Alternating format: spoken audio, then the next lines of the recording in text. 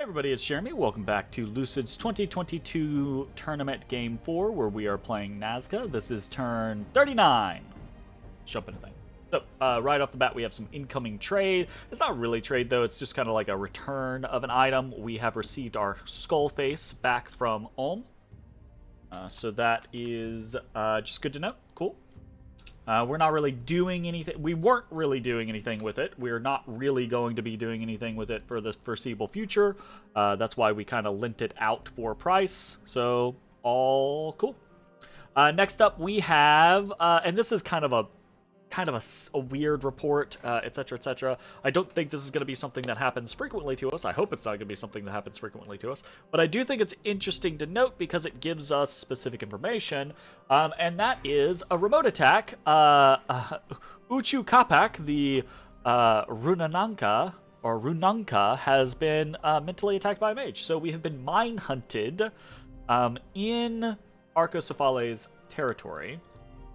And we're noting this because it provides us information. And the information that I think it provides us is if we go to this province, it's either telling us Arco has been at war with Vanarus for a while. It is doubtful, right,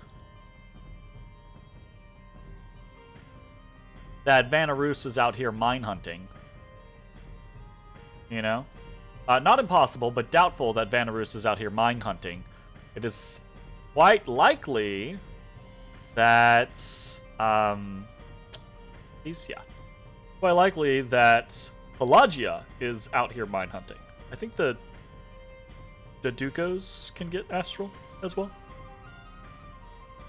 And that is interesting because that kind of gives us information on where some people's evocation is at, right? So evocation 6 is mine hunt.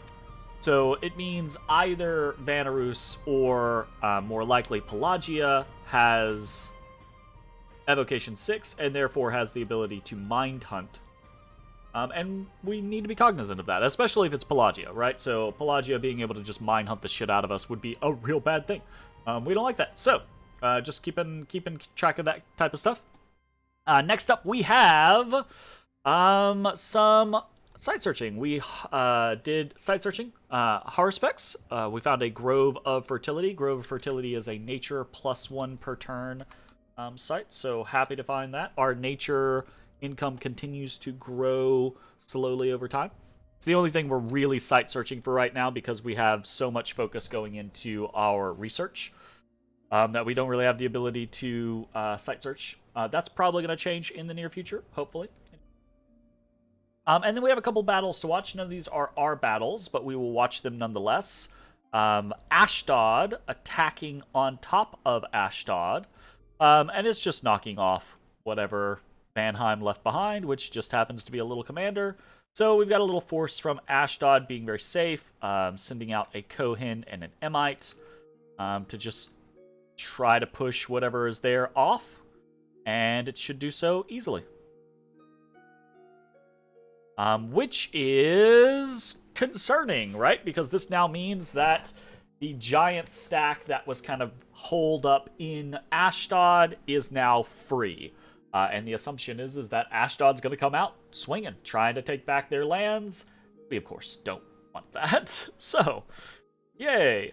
Other battle that we were able to watch is Naba attacking this throne. So, this is a throne province.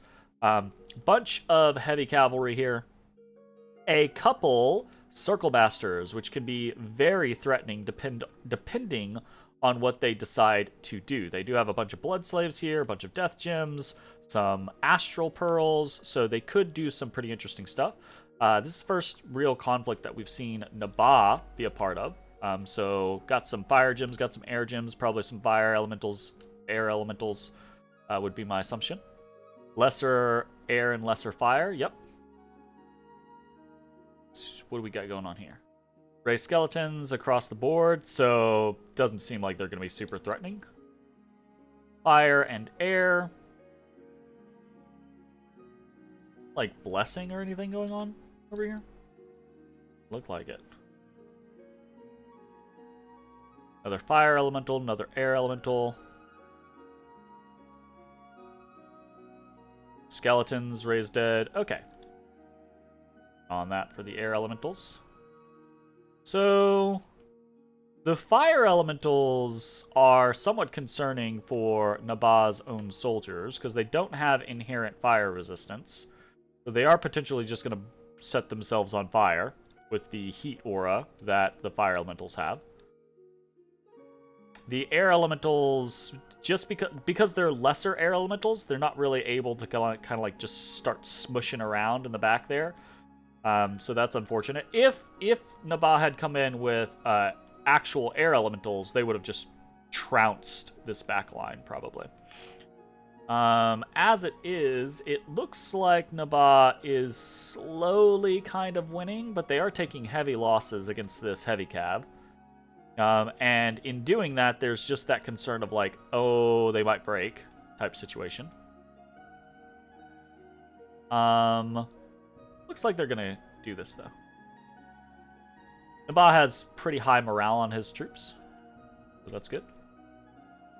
Their troops, sorry.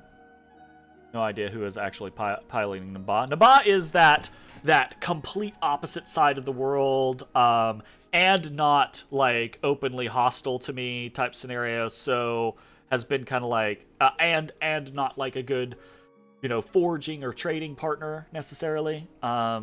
Which means, because we're partially interested in a lot of the same things, which means that we just haven't, I think Naba's the individual that we've had the least communication with, aside from maybe like Oceania or something like that, which we didn't really have any communication with.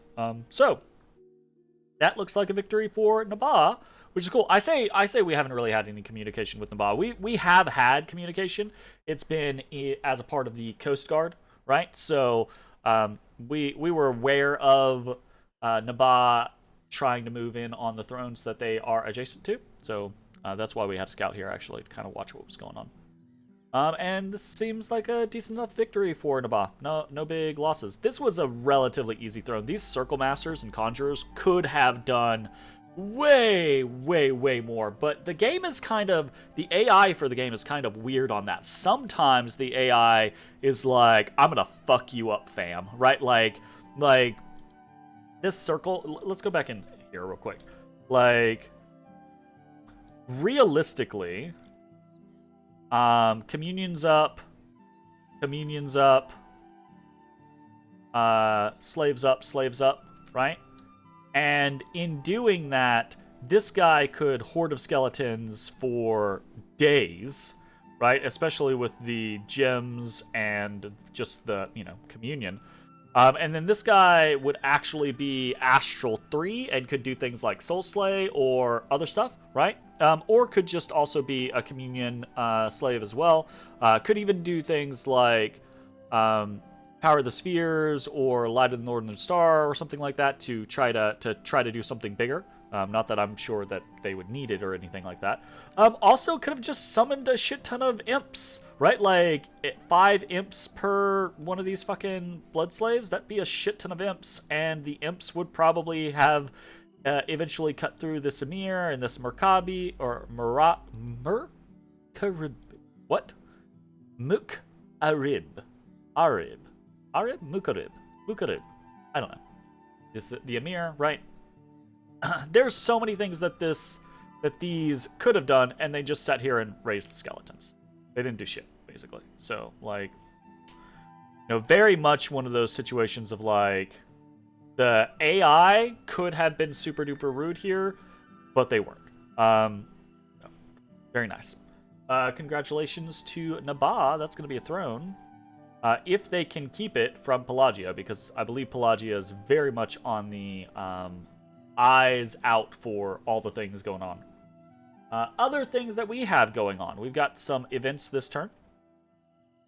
In the Royal Green, we got another population event. So we've been having these pretty regularly in the Royal Green, and we'll probably continue to have them as long as we have growth in the Royal Green, because I believe the rebirth event, you can't get rebirth triggers if you don't have growth in a province, right? And obviously it has to be below like 5,000 population. So Royal Green is like the only one for us for that right now. So we've got some pop and some income there, which is nice.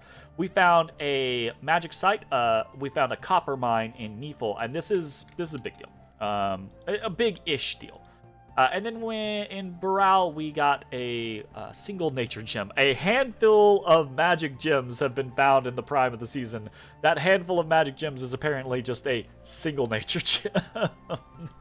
It's just a really big nature gem, so that's why it's a handful. So, anyways, events for the turn, we got 0 negative and 3 positive, so that's nice. Royal Green, we got population plus 210 and income plus 1. In Neefel, we got a copper mine, and we got plus 1 nature gem. Pretty cool. Not the, like, craziest, oh my god, we're so happy to have this turn, but pretty decent. And surprisingly better than it might seem because of this copper site. Because we're probably going to try to aim for riches from beneath, because we need something to kind of like boost our economy. And any mine or thing like that is absolutely a big deal for boosting the amount that we're going to get out of riches from beneath. So there's that. Okay. Next up, we've got a bunch of little things that don't really matter. And then at the end, we have nation defeated. Agartha has been vanquished. The deed has been done. We have succeeded in outliving 2 other nations, right? But specifically, we have outlived Agartha, who was one of the initial coalition members against us.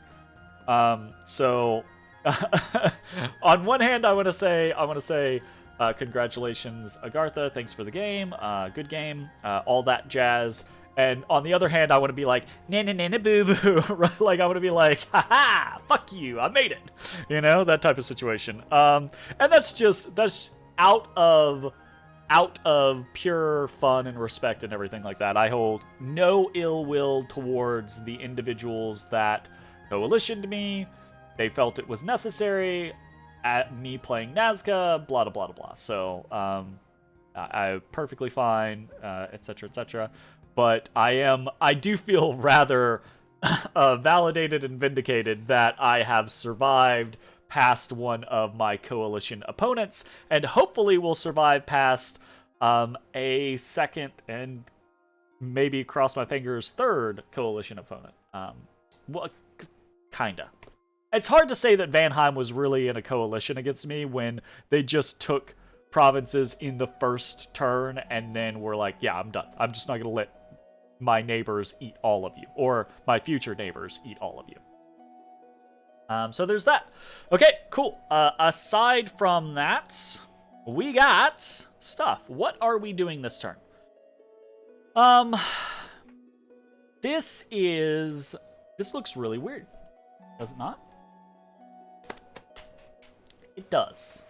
It does, and this is going to be a weird turn because of it. So, because this is going to be a weird turn, we're going to go down all of the... Normally, after covering the events of the previous turn, I would now talk about movements and our attacks and kind of like our theory of what are we doing in the near future, or what's kind of the plan for the next turn, and then I would talk about the actual mechanics. What are we recruiting? What are we doing ritual-wise, etc., etc. Because this is a weird turn, we're not going to do that. We are instead going to go down the mechanics first, and then take the end of the video to kind of discuss why this is a weird turn, what is kind of happening in this weird turn, and what it potentially means for the future. So, let's go ahead and do that. We're going to open up recruitment here, and we're going to talk recruitment. We're recruiting 2 Runankas, 1 Huron Priest, 10 Alcac-Runa Archers, 4 Sun Guards, and 1 Cynocephalian Warrior. Let's jot that down real quick. And reasoning. Why are we doing this particular stuff? Huron priests continue to be incredibly valuable for us, primarily because they are better combat mages than Aklas. We only have so much income. We have to be able to focus that income as best we can. So, Huron priests over Aklas, generally speaking, whenever we can. Runankas, I've talked about this. I just want to continue to get more eyes on the territories around the world, just so that I can see what's going on, because it's fun. As a content, both my personality, I like seeing what's going on, but also as a content creator, I like being able to show what's going on. So there's that. The Alcacaruna archers continue to kind of be this side gig where I'm like, maybe if I get enough archers, I can surprise somebody with a whole bunch of archers and flaming arrows. I don't think that's ever going to happen, but we'll see. And the Sun Guard, we've talked about. I will continue to try to recruit Sun Guard every single turn as I can for the rest of the turn, for the rest of the game. And then the single Sino Cephalian Warrior is literally just to finish out the 40 stack here. So that's it. Aside from that, we have our steady diet of Nazcan recruits. We've got 2 Supayas coming in from Calypso, and then we've got the 26 Haten Runa that we captured this turn. So there's that. Simple, easy peasy. Following on the back, we're actually going to talk about that more because of the situation that we're in. But we'll do that during the overall scenario. Special recruits, 3 more wolves. Just keeping track of that whole bag. And then last but not really least, we've got rituals for the turn. We have cast a single Horror Specs. And hopefully we will continue to cast a single Horror Specs at least every turn until we have Horror Specs our entire territory. So let's talk about things. We're gonna jump in. For example, why we have Calypso and we have Kusi, the Royal Malqui, in our capital. Why are we only getting 2 Supayas? Why are we not summoning Supayas with Kusi? It's because I have Kusi patrolling using the whites. Because this is the turn, right? We've got attack orders in to Vanheim, and that's the thing. So this is the next turn. Turn 40 is when attacks can land, and I'm not sure there are going to be any attacks from Vanheim. But I haven't solidified that yet, and so right now QC is defending our capital because I'm hoping that if Van sends something against our cap, like Cloud trapezes something in, QC can deal with it because hopefully that individual will not be expecting to have to deal with something like whites, right? Whites and a Royal Malqui, basically. Don't know that that's going to be the case. And I also might come back and change this because I don't know if Vanheim is going to attack us or not. Because we are in negotiations with Vanheim. The coalition fires against Vanheim at turn 40. And we've been talking to Vanheim for several turns and are now in the midst of negotiations. Because Vanheim doesn't want to fight 3 people, obviously, right? Vanheim has pulled out of Ashdod territory and plans to consolidate in their own area. And as far as I'm concerned, right, to me, that means mission accomplished, right? Because my goal was to make sure that Vanheim wasn't going to get so big that they ran away with the game, right? Beat Ashdod, come in, take me, or take Jotunheim, or, who the fuck ever, and then just run away with the game. Obviously, that is not me being altruistic. That is me with self-preservation, being like, I don't want to be the next one on the fucking chopping block. So let's put a coalition together and go after Vanheim, and try to make the most of it. But Vanheim has come to me and been like, look, basically along the lines of, I'll fuck you up, fam. Now, in fairness, they didn't say that, right? The player, well, I'm not gonna put words into the player's mouth, right? They never said those specific words or anything like that. But the insinuation was obviously, right, like, Nazca is a bad matchup. I am incredibly weak at the moment. And as I have been saying the past several turns, it makes sense if you are in a 3v1, right, to alpha strike the weakest member of that 3v1 in the hopes of turning it into a 2v1 quickly and hoping that you can win that 2v1, right? So the negotiations that we're kind of going through right now are removing that from the equation. I.e. removing me as the weakest member of the coalition. Yeah. Nothing is completely solidified yet.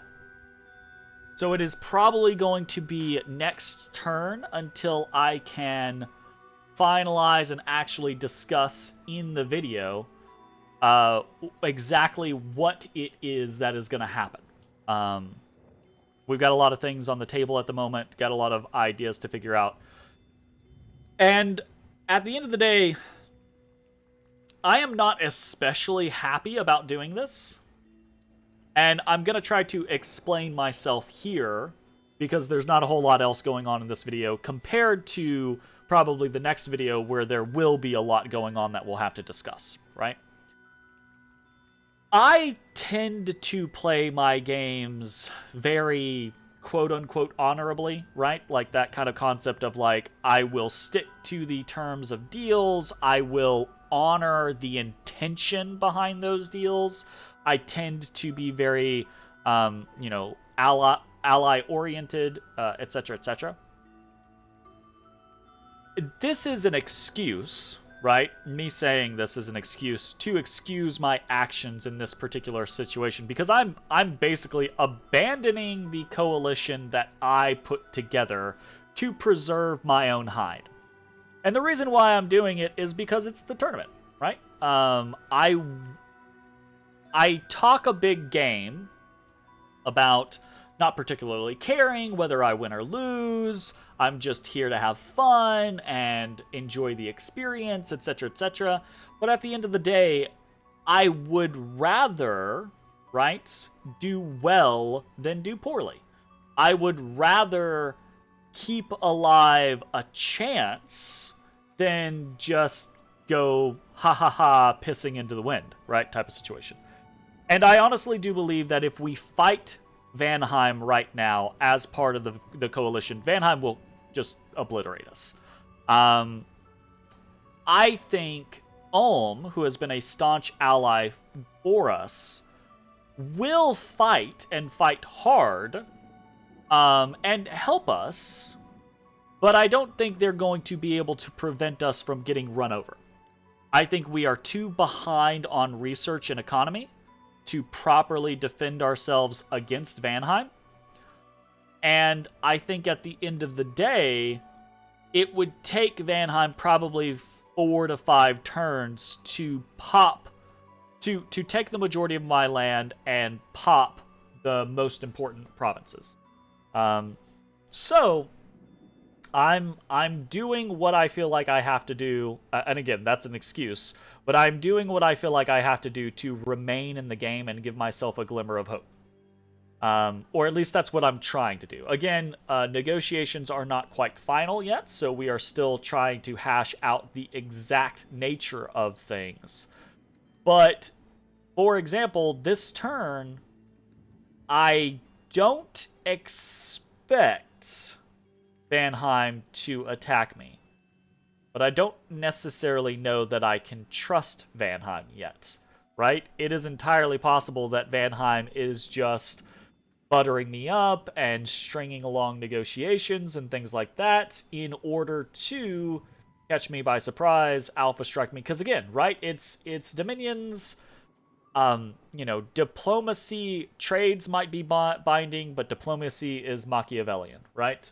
So I have no guarantees, and I've never played with the Vanheim player, right? So I don't have a history whether to say, yes, I can trust them to keep their word, or no, I can't. So I am in this weird kind of interim of like, I'm expecting to not get attacked next turn, but it's a big difference if I lose some of my provinces versus if my cap gets set on, right? If my cap gets set on, that's a big deal. So we are trying to avoid that happening.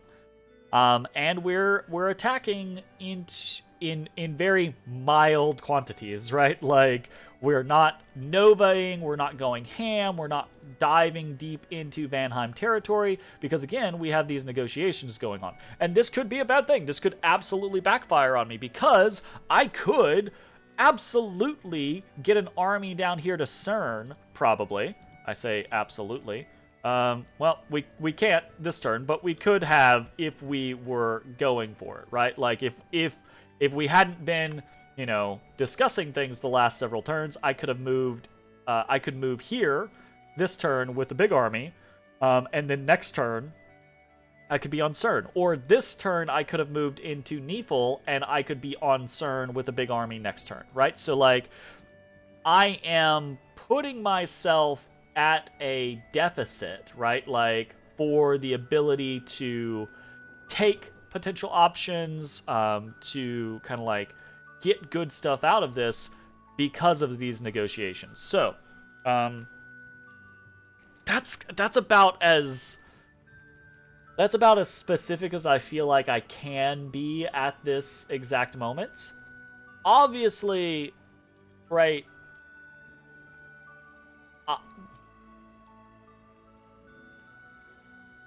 There's a lot that could happen from here.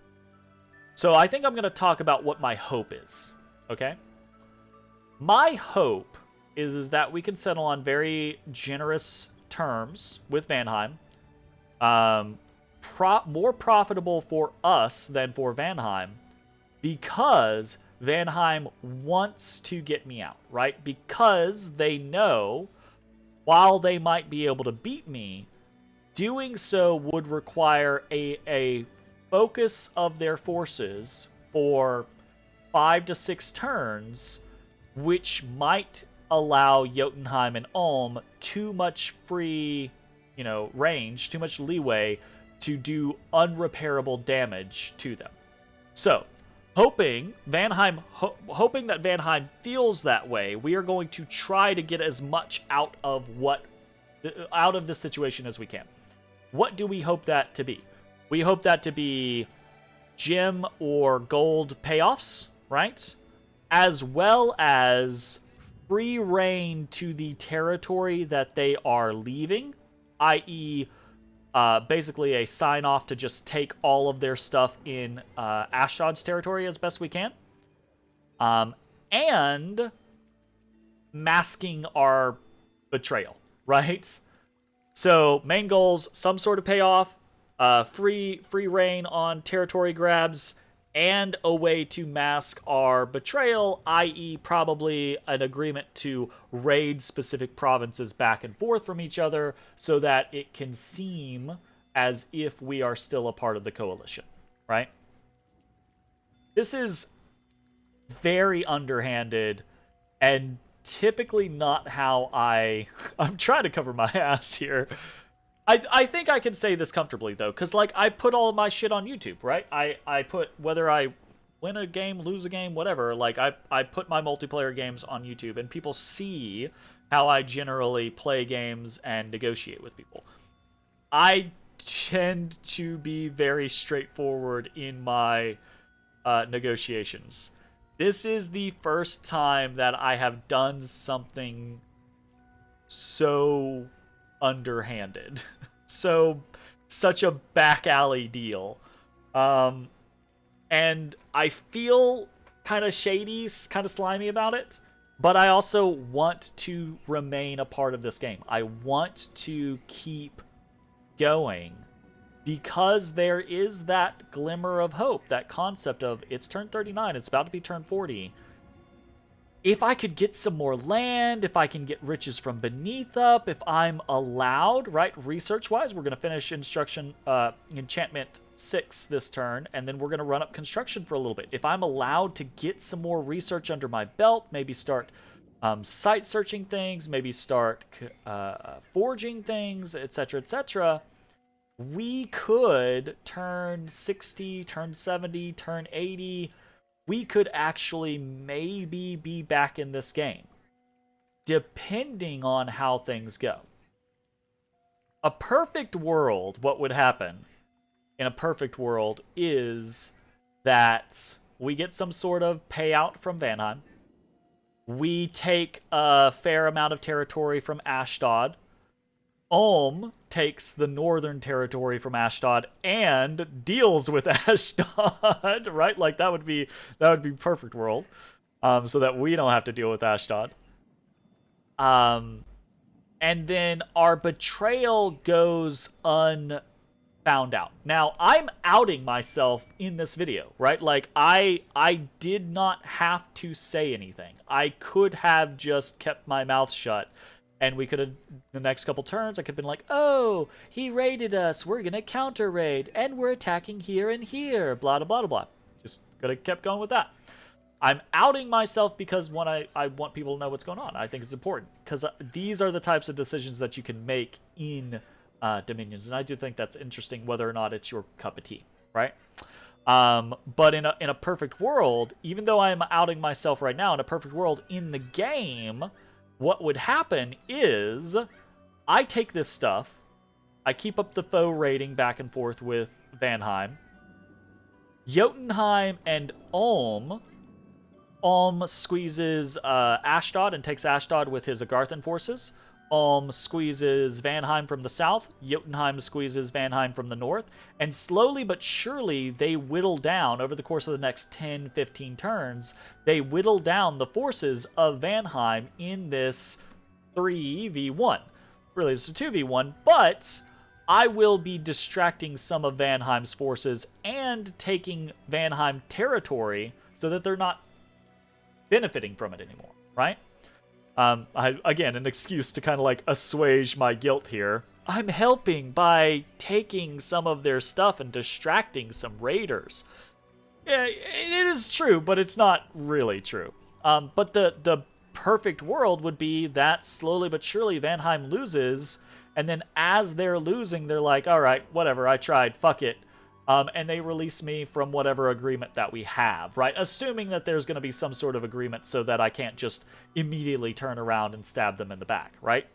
And then we would end up with portions of eastern Vanheim. So we would have portions of southern Ashdod, portions of eastern Vanheim, portions of northern and eastern Agartha, and we would actually be decently sized. And that... you know, that at turn 60, turn 70, that might actually mean we can compete, that we can come online, right? Like, as Nazca, have, 20 Supaya per turn, have, 50 or 60 Long Dead being generated all over our territory, etc., etc. Have all of these little pieces of research that are going to allow us to be super mobile around the map and be able to attack, 3 fucking provinces over, and being able to alpha strike forts down really quickly, right? Like, getting into the concept of being able to utilize crumble and iron walls and things like that. So a lot of these things hinge on this concept of making it to a certain turn and also trying to benefit as best we can along the way. So again, none of this diplomacy is solidified, so we're very much in this kind of like trying to hash out the last few moments of things. But yeah, that's it. I feel bad, but I also feel good, and I feel correct. This is absolutely one of those scenarios of at certain points in certain games, I would be like, nah, fuck it, let's fight, fam. If you're gonna beat me, you're gonna beat me, right? But I'm not gonna throw my allies, or I'm not gonna betray my allies. I'm not really throwing them under the bus, I guess, maybe, but like, it's a tournament. I want to stick around. I want to see if I can pull a rabbit out of my hat, and I think that this is the obviously right. Like, you know, is it possible that I could fight Vanheim and Jotunheim and Ulm, do enough to take enough pressure off that I'm not just immediately obliterated? Yeah, I guess that is technically possible.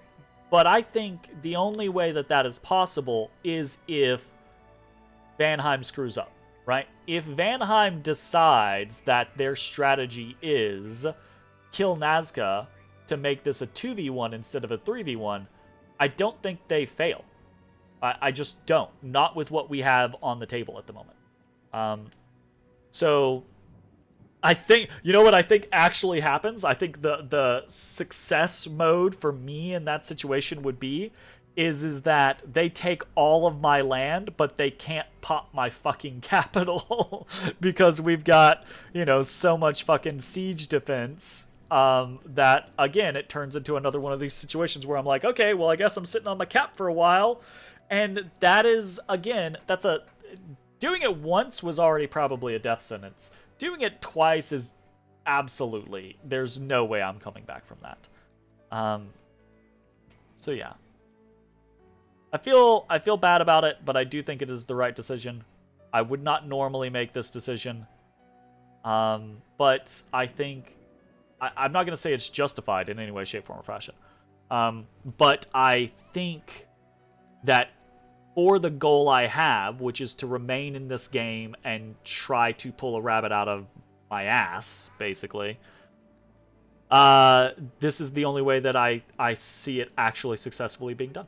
So, I've waxed on justifications, excuses, etc., for the last 15 minutes. This is what's happening this turn. Next turn, I expect to have a lot more solidified information to report back. Be able to say, here's exactly what's happening. This is what we're getting out of it. These are the terms of the agreement. Or I'm going to come back next video and be like, well, we couldn't make a fucking agreement. Time to die. And we'll see how that works. So, thanks for watching. We'll see you next time. Bye-bye, everybody. Hey everybody, thanks for watching. If you enjoyed the video, consider leaving a like, commenting, or subscribing. It really helps me out. If you'd like to see me live, head over to my Twitch at twitch.tv/thedistanthorizon.